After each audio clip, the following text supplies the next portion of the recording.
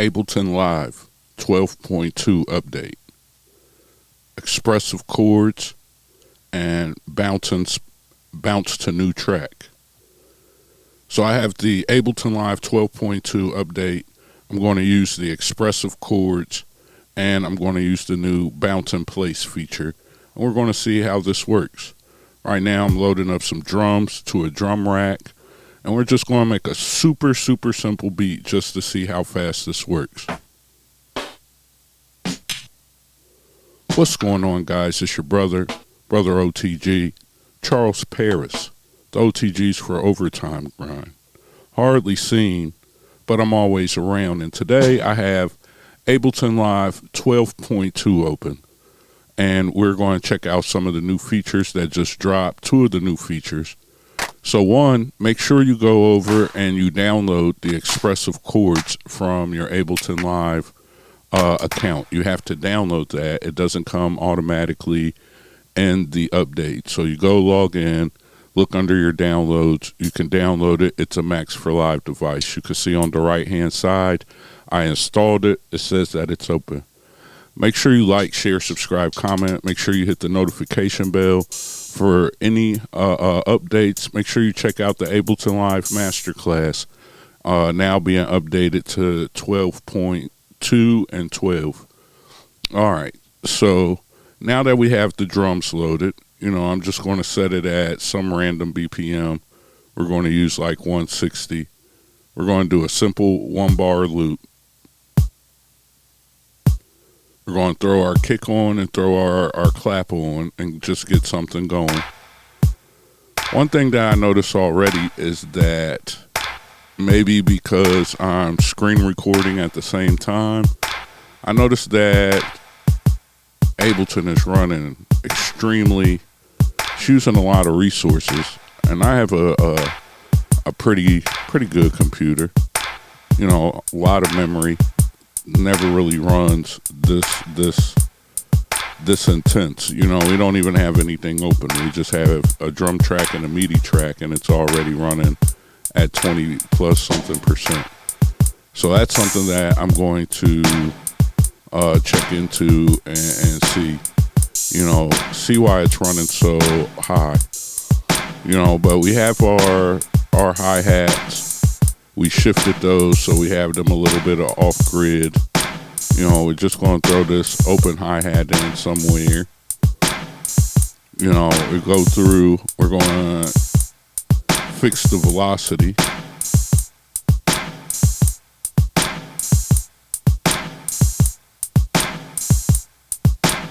We're going to fix the velocity on all our hi-hats. So we're going to select them, turn them all down. Select our open hi-hat, turn it down. Select our snare. That's actually our clap. We're going to get those together. I'm not going to spend too much time on the drums. All right. And now I'm going to go over to Max for Live. And I'm going to scroll down to the E's. Expressive chords. I'm going to drag and drop that on my blank MIDI track. And I'm not even going to go super far into it. I'm just going to first see how it works and how fast it works. So now I'm going to grab the stage piano. This is the stage piano from the MPC. The plugins from Air Music. I'm going to use my Launchpad MK3 to play some chords or play something, so I can see automatically it's playing one note chords.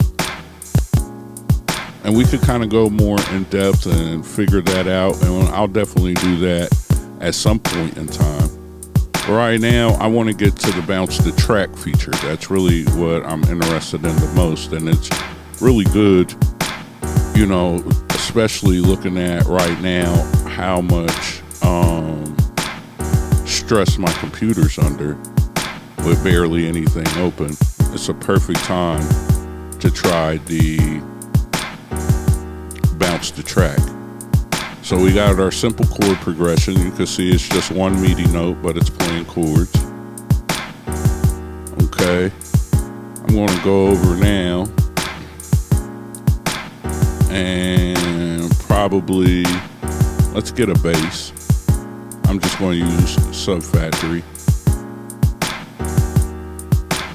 Yeah, let's just go ahead and use Sub Factory, the plugin. I'm going to add that. Now that we got that open, I'm going to go to my drop down menu. Let's find a 808 that sounds good, or some kind of bass that sounds good.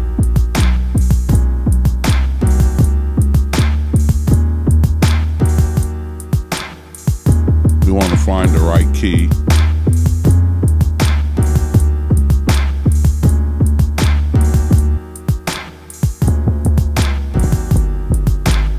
And again, I don't want to take too long.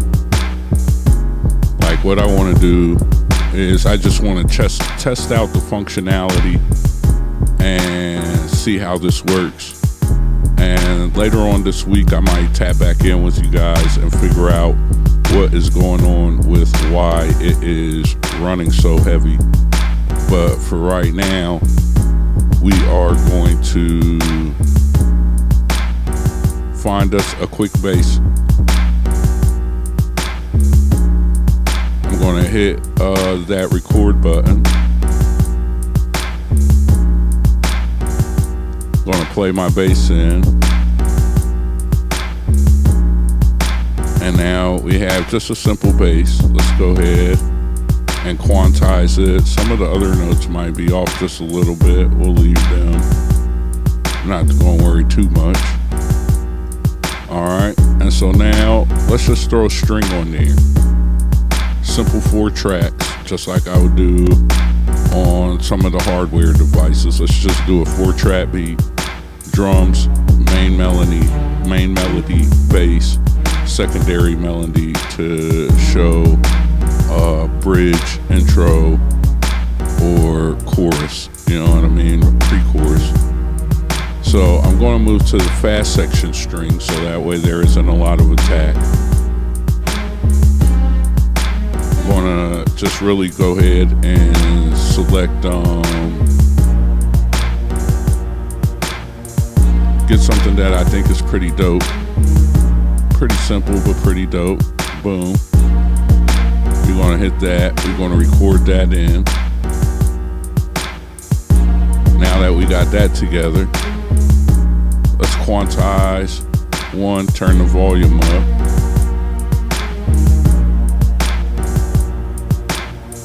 You want to quantize just this last note. That middle note, I'll probably leave it off.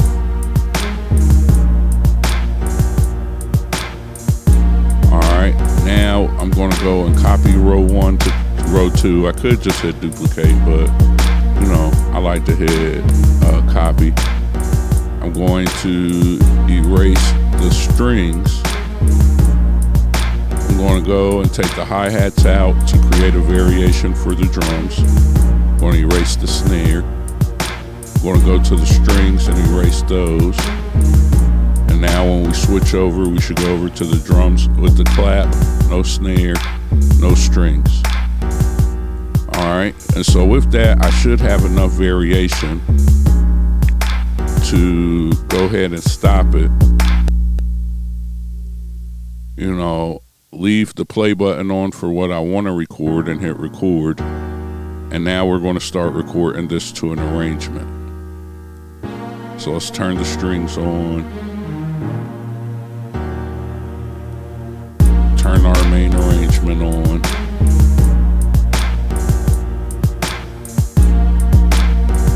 Do some variations. Let's switch. Let's cut the drums for a second.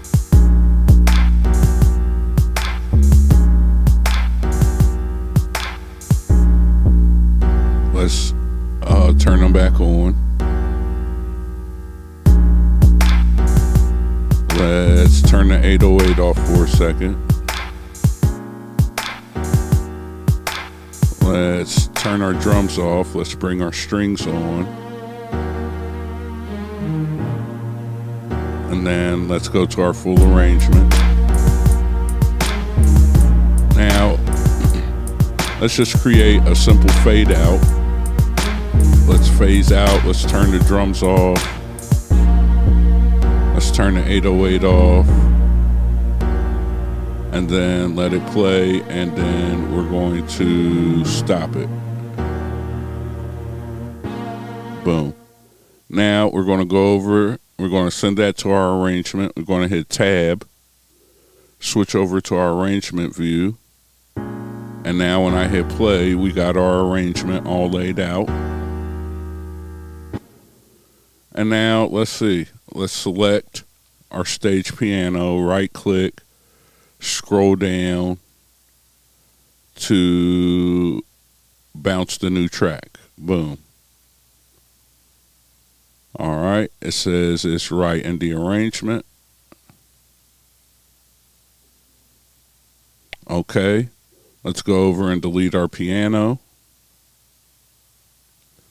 Let's do the same thing for Subfactory.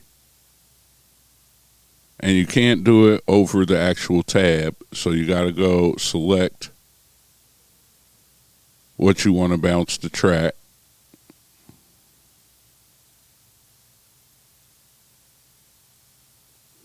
Now we have that selected. Let's get rid of our Subfactory. Let's go to our strings.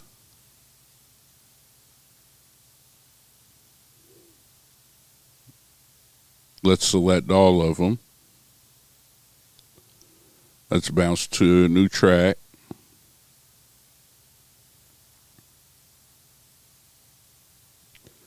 Let's erase our main, our plugin. And let's go to our drums.